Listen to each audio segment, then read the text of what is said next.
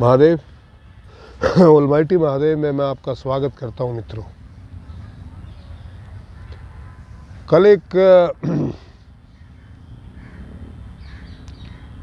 Followers जो मेरे इस परिवार के मित्र हैं उनका फ़ोन आया। मैं नॉर्मली ध्यानावस्था में होता हूँ, बैठा रहता हूँ, पर मैं संसार में होता कम हूँ। मेरी अपनी दुनिया है, मैं उसी दुनिया में रहता हूँ। तो वो जब उनका फ़ोन आया तो अचानक मेरी तंद्रा भंग हुई और उन्होंने मुझसे कहा, गुरुजी मैं अकेला पड़ गया हूँ।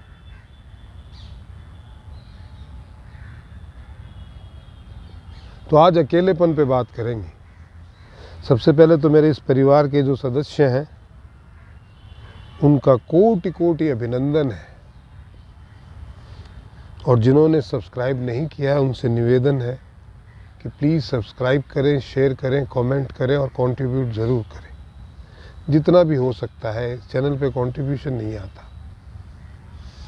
और 15-20 लोग जितने भी आपके सर्किल में हैं उन तक ये चैनल पहुंचाइए। ये आपसे निवेदन है, क्योंकि मुझे लगता है कि ये जो हम हरि चर्चा करते हैं ये सभी को सुननी चाहिए। मुझे करने में आनंद आता है तो निश्चित ही आपको सुनने में आनंद आता ही होगा। आप अपना इस बात को बताइएगा कि आनंद आता भी है कि नहीं। मैं ऐसे ही बड़बड़ाता रहता हूँ। आज बात करेंगे अकेलेपन की। उन सज्जन का फ़ोन आया, वो घबराए हुए थे कि मैं अकेला पड़ गया हूँ,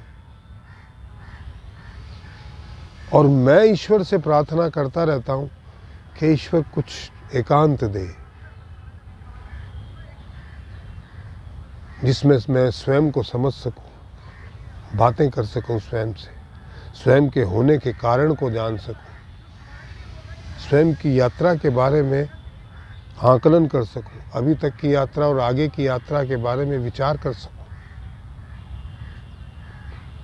अपनी कमियों और खूबियों के बारे में आकलन कर सकूं। संसार में आए हुए मुझे जितने दिन हुए हैं तो अपने काम का आकलन कर सकूं कि क्या काम करने आया था वो किया या नहीं किया, अगर किया तो कितना किया और कितना बाकी है, और नहीं किया तो क्यों नहीं किया, कब शुरू करूं। आप लोगों को ये लगता है कि वो दुनिया को जानते हैं।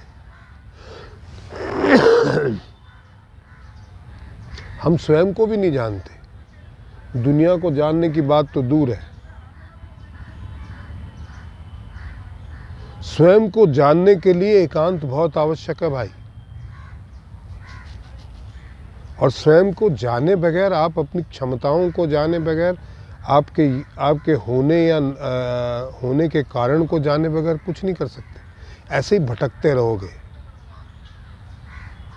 जैसे अंधा व्यक्ति धरती पे इधर उधर आवाजें सुन के भटकता रहता है, हम स्वयं को जाने बगैर अंधे हैं। और स्वयं को जानने का एक सुनहरा अवसर होता है एकांत, अकेलापन। जिनको अकेलेपन से डर लगता है वो मानसिक रूप से कमजोर लोग हैं।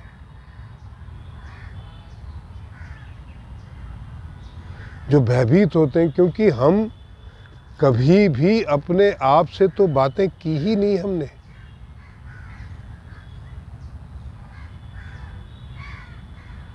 पूरे टाइम हम दुनिया भर के भ्रम में भरे रहते हैं।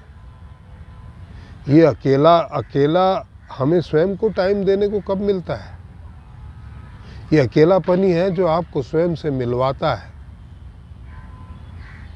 आपको किसी की आवश्यकता क्यों है? ईश्वर ने आपको सब कुछ दिया है, और ईश्वर आपके स्वयं के भीतर ही है,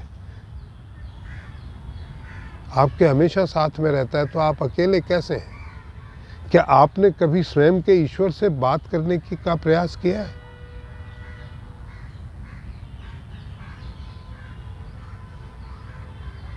जो लोग जिन्होंने अकेले बैठ के चिंतन किया है उन्होंने बहुत कुछ पाया भाई। आप भी कोई विशेष काम में यदि संलग्न होते हैं तो आप ये नोट कीजिएगा कि आप उसमें बिल्कुल उस काम के साथ अटैच होते हैं। आपको आभास ही नहीं रहता कि आपके आसपास कोई दुनिया भी है, तभी आप उसे बड़ी तन्मयता से कर पाते हैं। कोई वैज्ञानिक किसी आविष्कार को जन्म देता है तो वो कई दिनों तक अकेला रहता है उस आविष्कार के साथ, परीक्षणों के साथ। जिन लोगों ने जीव जंतुओं को, नए कीटाणुओं को, दवाइयों को खोजा है, वो घंटों उन्होंने अकेला बिताए लैब में उन कीटाणुओं के साथ जिनकी दवाइयाँ खोजी है।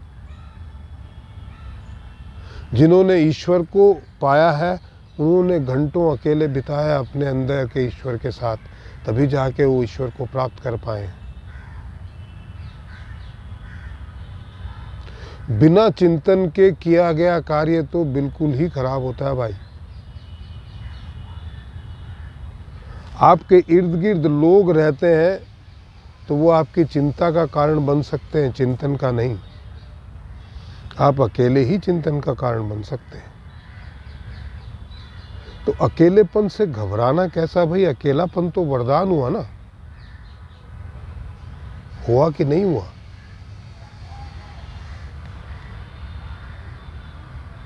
मैं आपको बता दूं कि आप मुझे 1000 लोगों के बीच में खड़ा कर दीजिए, मैं वहां भी अपने आप को अकेला ही पाता हूं। मेरा स्वयं के साथ होना बहुत आवश्यक है, और यदि आप स्वयं के साथ नहीं हैं तो आपके होने या ना होने का कोई कारण ही नहीं है, औचित्य नहीं है।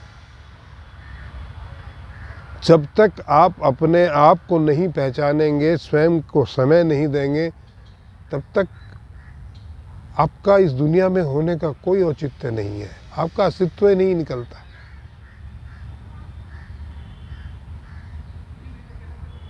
लोगों ने जब जब भी बड़े काम किए हैं, बड़े फैसले किए हैं, उन्होंने घंटों अपने आप के साथ समय बिताया है।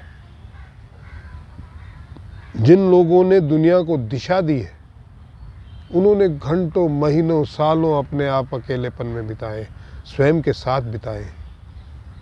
और बाकी आपके साथ है कौन आपके अलावा? आप अपने पूरे जीवन को, जितनी भी आपकी समझ ईश्वर ने दी है, उस पिछले जीवन को उठा के देख लीजिए। आप अपने अलावा कोई आपके साथ नहीं था और आपने स्वयं को समय दिया ही नहीं। आज आपको भीड़ में रहने की आदत हो गई है, इसलिए जब भीड़ नहीं दिखती है तो आपको लगता है कि मैं अकेला हूं, मैं नितांत अपने आप को अकेला पा रहा हूं। इसे ईश्वर की कृपा समझिए। गुरुजी सब लोग छोड़ गए हैं, कोई मेरे साथ नहीं है, मैं अकेला हूं। इसे ईश्वर की कृपा समझिए भाई। ईश्वर ने आपको स्वयं से मिलने का अवसर दिया है। होता कभी भी कोई किसी का नहीं है। सब लोग अपने अपने निहित स्वार्थों से जुड़े होते हैं, और स्वार्थ भी सांसारिक, कोई आध्यात्मिक स्वार्थ नहीं होते हैं किसी के साथ जुड़ने का। मेरे पास भी बहुत सारे लोग आते हैं, वो कहते ये हैं कि हम आध्यात्मिक तौर पे आपके साथ जुड़े हैं, आदर करते हैं, बट उनका सबका अपना स्वार्थ होता है। हम भूत प्रेतों से बचे रहें, गुरुजी हमारी रक्षा कर दें, हमारे पास अनाथ शनाथ धन हो, आप आशीर्वाद दे दो। स्वार्थी तो है। निस्वार्थ भाव से सिर्फ ईश्वर से जुड़ा जा सकता है। लोग तो ईश्वर से भी स्वार्थ के स्वार्थ पूरे के जुड़ते हैं। तो आप जितनी भी चीज़ों से घिरे रहेंगे, लोगों से घिरे रहेंगे, अंत तो आप स्वार्थ से ही घिरे रहते हो। आप तब भी अकेले ही हो। आपका उनसे स्वार्थ और उनका आपसे स्वार्थ। व्यक्तिगत रूप से आप तब भी अकेले ही हो। आप और वो एक नहीं है। जहाँ एक नहीं होते हैं, जहाँ एक हो जाते हैं, वहाँ स्वार्थ नहीं रहता।